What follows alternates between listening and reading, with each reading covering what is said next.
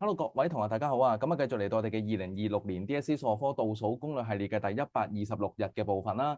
咁啊，如果你係未睇過呢個 channel 嘅同學，又或者你係未睇過呢個系列嘅短片嘅同學咧，咁我都簡單介紹幾句俾你知啦。呢個 channel 咧，最主要就係會定期 upload 一啲 DSE 數學科攻略嘅短片啦，又或者係一啲關於 JUPAS 升學入大學方面資訊性嘅影片㗎。所以如果你係應屆 DSE 嘅同學咧，咁啊記得要訂閱呢個 channel 啊，咁我下次出片嘅時候咧，你會準時收到通知啊嘛。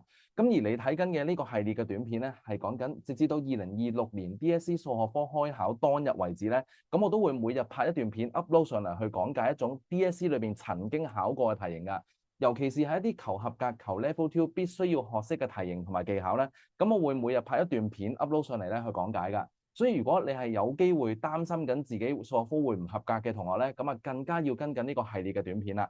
好啦，嗱咁啊承接翻尋日同埋前幾日嘅話題咧。咁我哋繼續研究下比和律呢課書咧喺 DSE 裏邊嘅其他題型啊嚇。咁今日要研究嘅呢一個題型咧，就係佢混合咗聯立方程去考我哋嘅題型，一條4分嘅短題目嚟嘅。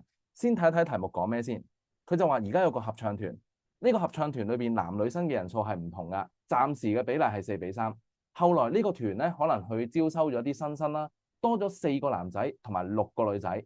然後呢班人咧加入咗呢個合唱團之後咧，令到男女生人數嘅比例咧改變咗，變成10:9。題目就問原本嗱有原本呢個字嘅嚇，熒光筆遊戲，佢唔係問最後男仔嘅人數變成幾多個，佢問原本男仔嘅人數有幾多個，即係話未加人入去之前咧，本身一開始4:3嘅時候咧，男生嘅人數究竟有幾多咧咁樣？咁啊，如果你係應屆 DSE 嘅同學咧，強烈建議你先撳停呢段片，自己試下做，睇下做唔做到先。做完啦，計好晒答案啦，之後先再翻嚟對答案都未遲㗎嚇。因為你可以撳停呢段片嘅，所以我就唔喺度等大家啦，我直接講落去啦。好啦，嗱，咁我哋第一步咧，做呢啲聯立方程嘅題目咧，少不免一定要切咗嘢先㗎啦。咁今次切嘅時候咧，特別要切得小心，因為今次男仔又好，女仔又好咧，佢哋嘅人數係有改變過㗎。所以你切嘅時候咧，你係要講明你係切原本嘅男仔人數啊，定係切改變咗之後嘅男仔人數，係 X 定係 Y 咁樣，即係 whatever 啦。總之就係要講明係原本嘅嚇。OK，所以我哋今次切啦，切原本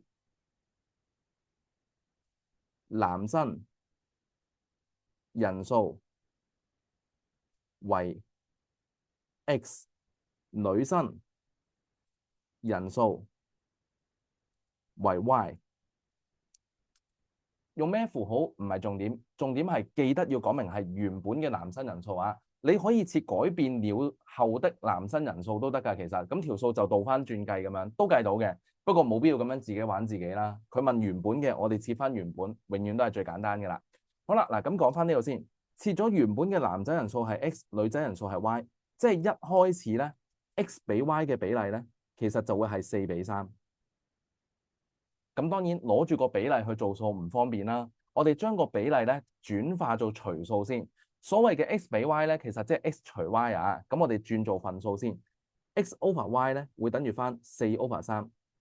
咁中間等於兩邊都有份數。我哋喺主項變換嗰 part 嘅時候咧，有講過呢類題型點樣處理㗎啦，就係交叉咁樣相乘，所以就會係3x等於4個 Y。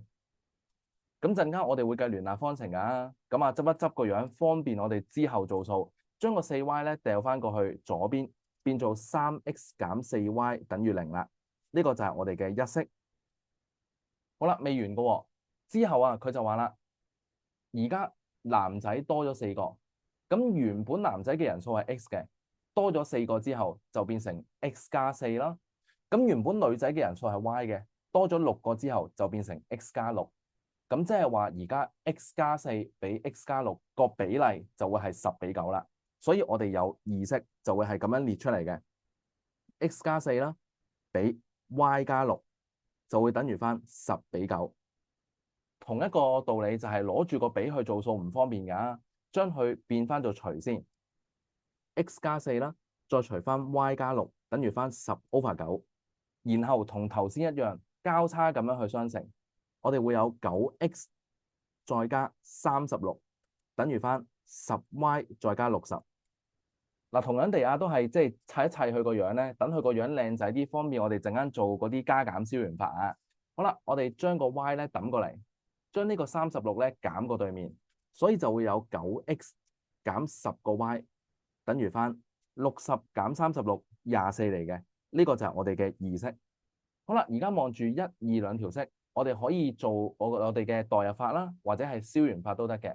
不過以呢條數嚟講咧，做代入法唔係咁方便啦，因為嗱，望住呢兩條式啊，用熒光筆間起先，橙色呢兩條式。嗱，我哋幾時會選擇用代入法咧？就係我哋好容易將呢4個未知數其中一個轉化到做主項，咁條數就會用代入法係方便嘅。但係今次咧，嗱，無論你揀邊一個 x 邊一個 y 都好咧，你都少不免會面對一啲份數㗎嚇。即係例如啊，我舉個例子，我將呢個 x 要轉做主項，咁我係咪要將呢個-10y 掉過對面變正10y啦？跟住再除翻個9埋去，即係話到時 x 就會係一個份數。你攞住一個份數再做代入法，代入呢度嘅 x 嗰度咧，條數個運算會變得好麻煩㗎，你都唔想攞住個份數去做㗎。咁所以呢條數咧，我比較建議咧係選擇用加減消元法去做嘅。我哋會做啲咩咧？就係攞住個一式乘大3倍，一式乘3就會有將呢條式乘3啊，就會變成咗9x 再減12個 y 等於0。呢條叫做3式，熒光筆又起。好啦，咁而家我哋將一式個樣咧轉化咗做3式啦。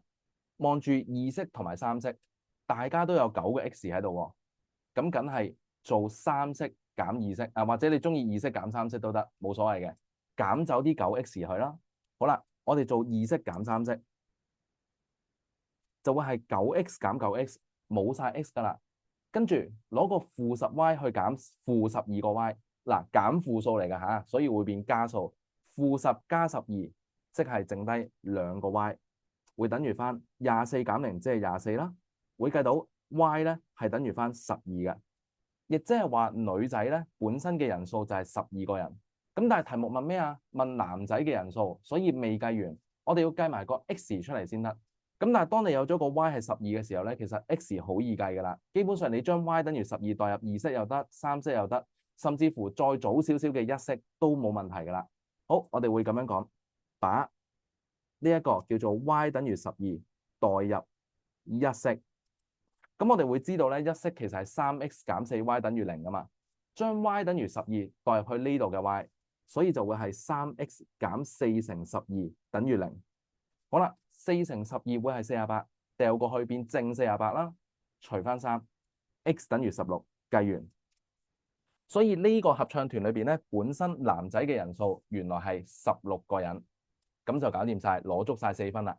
咁呢類數咧，就算係一個深少少嘅跨課題嘅題目，佢係橫跨咗咧聯立方程裏邊嘅加減消元法啦，同埋比和率呢課書去出一條數出嚟考你2個未知數咁樣嘅。咁如果覺得呢類型嘅 DSE 數學科攻略影片係幫到手嘅話，咁記得要訂閱呢個 channel， 俾個 like 鼓勵下我，同埋留言話俾我知。對於呢一類混合咗聯立方程同埋比和率嘅數咧，有冇問題想問翻我啦？